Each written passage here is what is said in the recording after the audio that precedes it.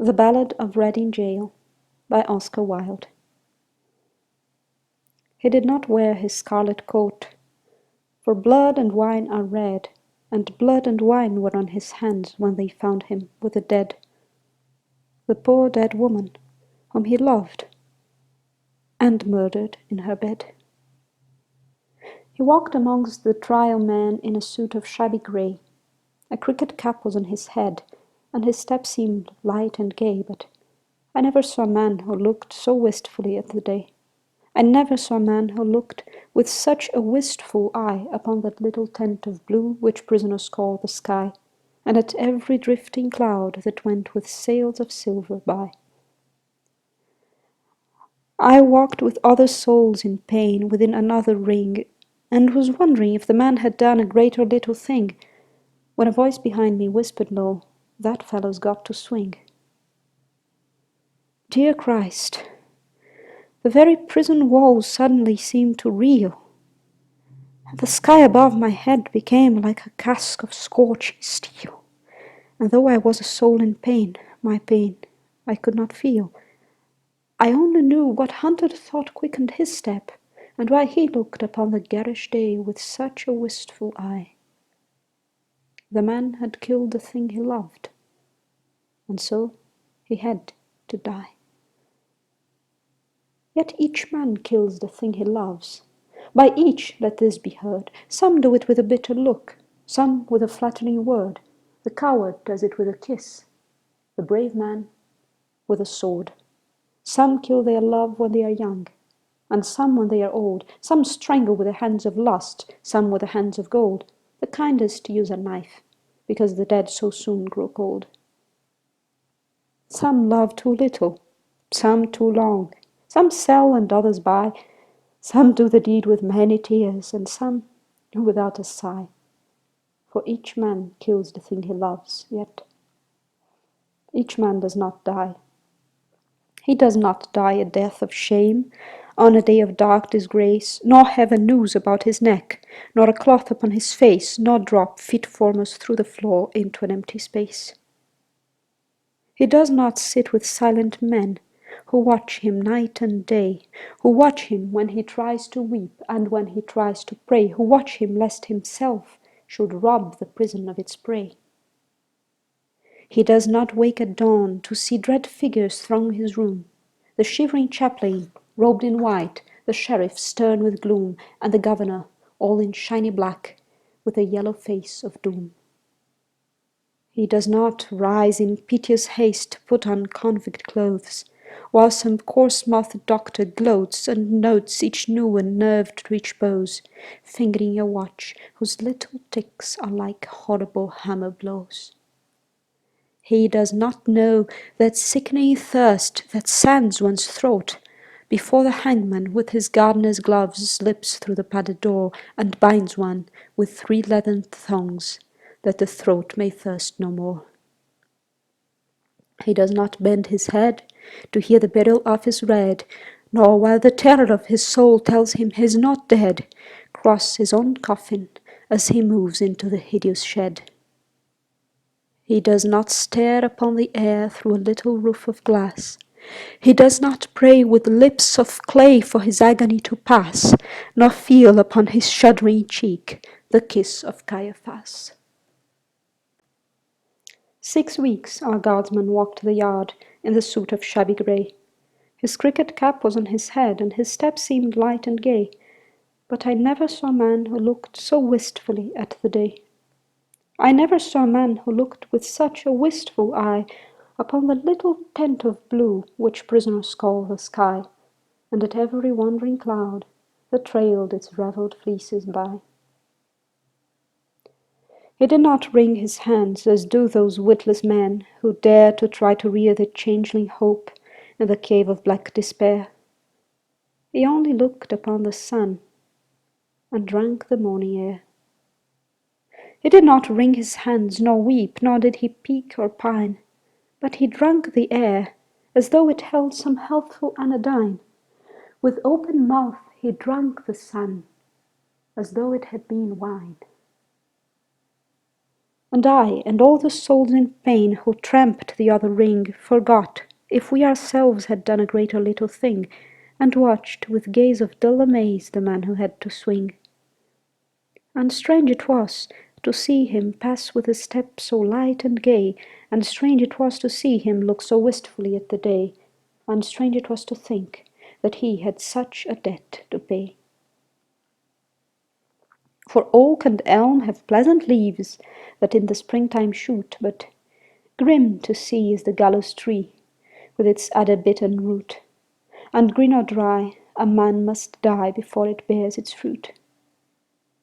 The loftiest place is that seat of grace for which all worldlings try, but who would stand in hempen band upon a scaffold high, and through a murderer's collar take his last look at the sky?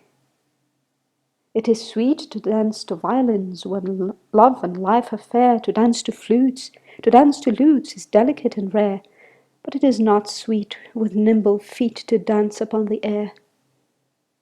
So with curious eyes and sick surmise we watched him day by day, and wondered if each one of us would end the selfsame way, for none can tell to what red hell his sightless soul may stray.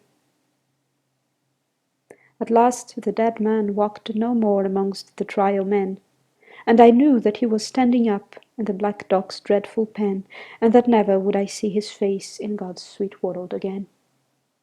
Like two doomed ships that pass in storm, we had crossed each other's way. But we made no sign, we said no word, we had no word to say, for we did not meet in the holy night, but in the shameful day. A prison wall was round us both. Two outcast men we were. The world had thrust us from its heart, and God from out his care, and the iron gin that waits for sin had caught us in its snare. In debtor's yard the stones are hard, the dripping wall is high. So it was there he took the air beneath the leaden sky, and by each side a warder walked for fear the man might die. Or else he sat with those who watched his anguish night and day, who watched him when he rose to weep, and when he crouched to pray, who watched him lest himself should rob their scaffold of its prey.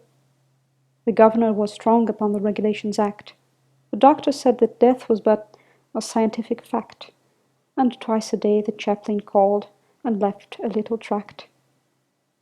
And twice a day he smoked his pipe and drank his quart of beer. His soul was resolute, and held no hiding place for fear. He often said that he was glad the hangman's hands were near. But why he said so strange a thing no warder dared to ask, for he to whom a watcher's doom is given as his task must set a lock upon his lips and make his face a mask, or else he might be moved, and try to comfort or console, and what should human pity do pent up in murderer's hole? What word of grace in such a place could help a brother's soul? With slouch and swing around the ring, we trod the fool's parade. We did not care, we knew we were the devil's own brigade, and shaven head and feet of lead make a merry masquerade. We tore the tarry rope to shreds with blunt and bleeding nails. We rubbed the doors, and scrubbed the floors, and cleaned the shiny rails, and rank by rank we soaped the plank, and clattered with the pails. We sewed the sacks, we broke the stones, we turned the dusty drew, we banged the tins and bawled the hymns, and sweated on the mill, but in the heart of every man terror was lying still.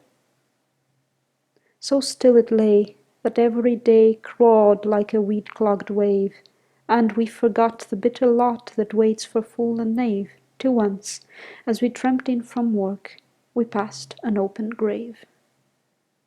With yawny mouth, the yellow hole gaped for a living thing. The very mud cried out for blood to the thirsty asphalt ring, and we knew that ere one dawn grew fair, some prisoner had to swing. Right in we went, with soul intent on death and dread and doom. The hangman with his little bag went shuffling through the gloom, and each man trembled as he crept into his numbered tomb. That night the empty corridors were full of forms of fear. And up and down the iron town stole feet we could not hear, and through the bars that hide the stars white faces seemed to peer. He lay as one who lies and dreams in a pleasant meadowland. The watchers watched him as he slept, and could not understand how one could sleep so sweet a sleep with a hangman close at hand. There is no sleep when men must weep who never yet have wept. So we, the fool, the fraud, the knave, that endless vigil kept, and through each brain, on hands of pain, another's terror crept. Alas, it is a fearful thing to feel another's guilt, for right within the sword of sin pierced to its poisoned hilt, and as molten lead were the tears we shed for the blood we had not spilt. The warders with their shoes of felt crept by each padlocked door and peeped, and saw with eyes of awe grey figures on the floor, and wondered why men knelt to pray who never prayed before. All through the night we knelt and prayed, mad mourners of a corse. The troubled glooms of midnight were the plumes upon a hearse, and bitter wine upon a sponge was the savour of remorse. The grey cock crew, the red cock crew, but never came the day, and crooked shapes of terror crouched in the corners where we lay, and each evil sprite that walks by night before us seemed to play. They glided past, they glided fast, like travellers through a mist. They mocked the moon in a rigadoon of delicate turn and twist, and with formal pace and a loathsome grace the phantoms kept their tryst. With mop and mow we saw them go, slim shadows, hand in hand. About, about, in ghostly rout they trod a saraband, and the damned grotesques made arabesques like wind upon the sand. With the pirouettes of marionettes they tripped on pointed tread, but with flutes of fear they filled the ear, and their grisly mask they led, and loud they sang, and long they sung, for they sang to wake the dead. "Oho," they cried, "the world is wide, but fettered limbs go lame, and once or twice to throw the dice is a gentlemanly game, but he does not win who plays with sin and the secret house of shame. No things of air these antics were that frolicked with such glee. To men whose lives were held in gyves, and whose feet might not go free. Ah, wounds of Christ, they were living things, most terrible to see. Around they waltzed and wound, some wheeled in smirking pairs, with the mincing step of a demi-rep, some sidled up the stairs, and with subtle sneer and fawning leer, each helped us at our prayers. The morning wind began to moan, but still the night went on. Through its giant loom the web of gloom crept till each thread was spun, and as we prayed we grew afraid of the justice of the sun. The moaning wind went wandering round the weeping prison wall, till like a wheel of turning steel we felt the minutes crawl. O moaning wind, what have we done to have such a seneschal? At last I saw the shadowed bars like a lattice wrought in lead move right across the whitewashed wall that faced my three-plank bed, and I knew that somewhere in the world God's dreadful dawn was red. At 6 o'clock we cleaned our cells. At 7 all was still. With the sough and swing of a mighty wing the prison seemed to fill, for the Lord of Death with icy breath had entered in to kill. He did not pass in purple pomp, nor ride a moon-white steed. 3 yards of cord and a sliding board are all the gallows need. So with rope of shame the herald came to do the secret deed. We were as men who through a fen of filthy darkness grope. We did not dare to breathe a prayer, or to give our anguish scope. Something was dead in each of us, and what was dead was hope. For man's grim justice goes its way and will not swerve aside. It slays the weak, it slays the strong, it has a deadly stride. With iron heel it slays the strong with a monstrous parricide. We wait for the stroke of 8. Each tongue was thick with thirst. For the stroke of 8 is the stroke of fate that makes a man accursed, and fate will use a runny noose for the best man and the worst. We had no other thing to do save to wait for the sign to come. So like things of stone in a valley lone, quiet we sat and dumb. But each man's heart beat thick and quick like a madman on a drum. With sudden shock the prison clock smote on the shivering air, and from all the jail rose up a wail of impotent despair, like the sound that frightened marshes hear from some leper in his lair. And as one sees most fearful things in the crystal of a dream, we saw the greasy hempen rope hooked to the blackened beam, and heard the prayer the hangman's snare strangled into a scream. And all the woe that moved him so that he gave that bitter cry, and the wild regrets, and the bloody sweats, none knew so well as I. For he who lives more lives than one, more deaths than one, must die.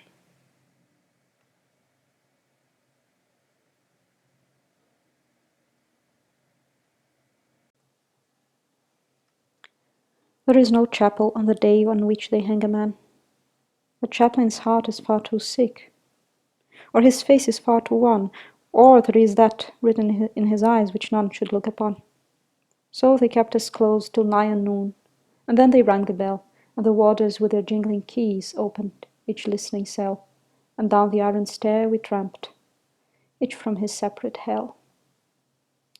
Out into God's sweet air we went, but not in wonted way, for this man's face was white with fear, and that man's face was grey, and I never saw sad men who looked so wistfully at the day. I never saw sad man who looked with such a wistful eye upon that little tent of blue we prisoners called the sky, and at every careless cloud that passed in happy freedom by. But there were those amongst us all who walked with downcast head, and knew that, had each got his due, they should have died instead. He had but killed the thing that lived, whilst they had killed the dead. For he who sins a second time wakes a dead soul to pain, and draws it from its spotted shroud, and makes it bleed again, and makes it bleed great gouts of blood, and makes it bleed in vain. Like a poor clown, in monstrous garb with crooked arrows starred, silently we went round and around the slippery asphalt yard. Silently we went round and round, and no man spoke a word. Silently we went round and round, and through each hollow mind the memory of dreadful things rushed like a dreadful wind, and horror stalked before each man, and terror crept behind. The warders strutted up and down and kept their herd of brutes. Their uniforms were spick and span, and they wore their Sunday suits. But we knew the work they had been at by the quicklime on their boots. For where a grave had opened wide, there was no grave at all, only a stretch of mud and sand by the hideous prison wall, and a little heap of burning lime that the man should have his paw. For he has a paw, this wretched man, such as few men can claim. Deep down below a prison yard, naked for greater shame, he lies, with fetters on each foot, wrapped in a sheet of flame. And all the while the burning lime eats flesh and bone away. It eats the brittle bone by night and the soft flesh by day. It eats the flesh and bone by turns, but it eats the heart alway. For 3 long years they will not sow or root or seedling there. For 3 long years the unblessed spot will sterile be and bare, and look upon the wandering sky with unreproachful stare. They think a murderous heart would taint each simple seed they sow. It is not true. God's kindly earth is kindlier than men know. And the red rose would but blow more red, and the white rose whiter blow. Out of his mouth a red, red rose, out of his heart a white. For Who can say by what strange way Christ brings his will to light, since the barren staff the pilgrim bore bloomed in the great Pope's sight? But neither milk-white rose nor red may bloom in prison air. The shard, the pebble, and the flint are what they give us there, for flowers have been known to heal a common man's despair. So never will wine-red rose or white, petal by petal, fall on that stretch of mud and sand that lies by the hideous prison wall, to tell the men who tramp the yard that God's Son died for all. Yet though the hideous prison wall still hems him round and round, and the spirit may not walk by night that is with fetters bound, and the spirit may but weep that lies in such unholy ground, he is at peace, this wretched man at peace, or will be soon. There is no thing to make him mad, nor does terror walk at noon, for the lampless earth in which he lies has neither sun nor moon. They hanged him as a beast is hanged. They did not even toll a requiem that might have brought rest to his startled soul, and hurriedly they took him out and hid him in a hole. They stripped him of his canvas clothes and gave him to the flies. They mocked the sullen purple throat and the stark and staring eyes, and with laughter loud they heaped the shroud in which their convict lies. The chaplain would not kneel to pray by his dishonoured grave, nor mark it with that blessed cross that Christ for sinners gave, because the man was one of those whom Christ came down to save. Yet all is well. He has but passed to life's appointed bourne, and alien tears will fill for him pity's long broken urn. For his mourners will be outcast men, and outcasts always mourn.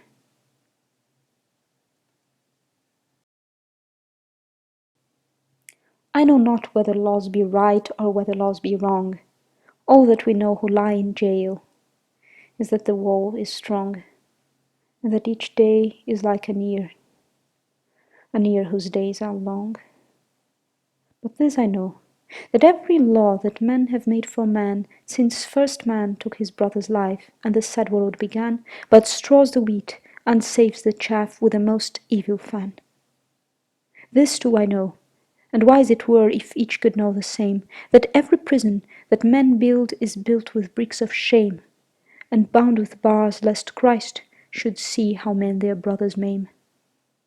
With bars they blur the gracious moon, and blind the goodly sun, and they do well to hide their hell, for in it things are done that Son of God nor Son of Man ever should look upon. The vilest deeds, like poison weeds, bloom well in prison air. It is only what is good in man that wastes and withers there. Pale anguish keeps the heavy gate, and the warder is despair. For they starve the little frightened child, till it weeps both night and day, and they scourge the weak, and flog the fool, and gibe the old and grey, and some grow mad, and all grow bad, and none a word may say.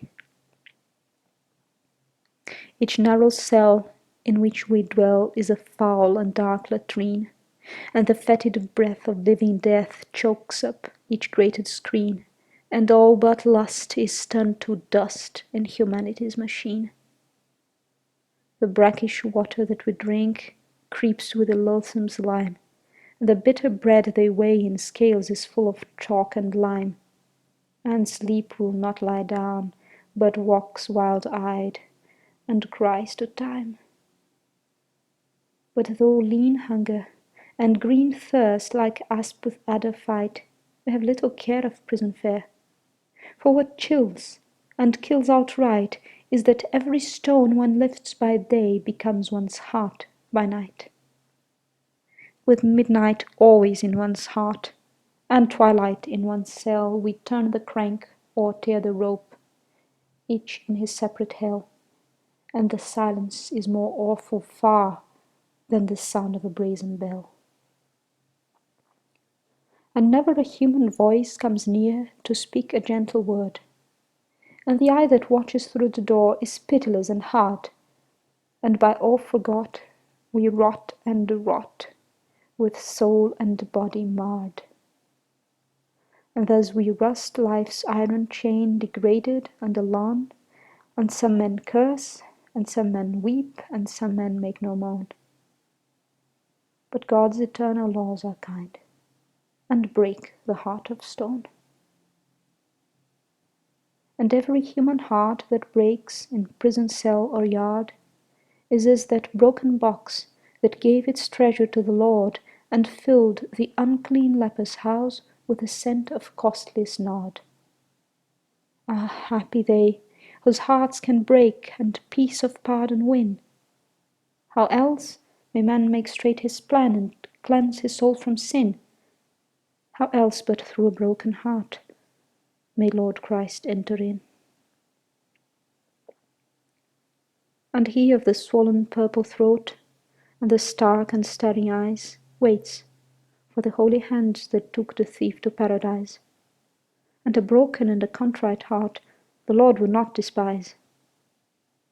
The man in red who reads the law gave him 3 weeks of life, 3 little weeks in which to heal his soul of his soul's strife, and cleanse from every blot of blood the hand that held the knife.